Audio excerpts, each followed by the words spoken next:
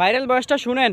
মোহাম্মদ সাল্লাল্লাহু আলাইহি ওয়াসাল্লাম একবার ওমর রাদিয়াল্লাহু তাআলা আনহুকে ডেকে বললেন, শোনো ওমর, হজ করতে ওয়াইস কারনী নামক একজন ব্যক্তি আসবে, তুমি তার কাছে দোয়া চেও।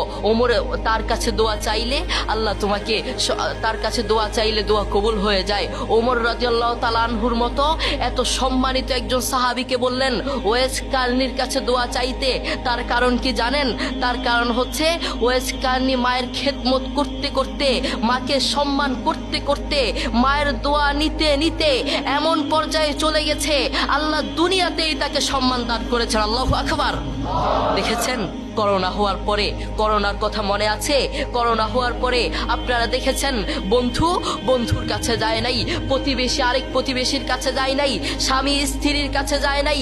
করোনা হওয়ার পরে বন্ধুর কাছে যায় নাই, বান্ধবীর কাছে যায় নাই, এক বন্ধু আরেক বন্ধুর কাছে যায় নাই।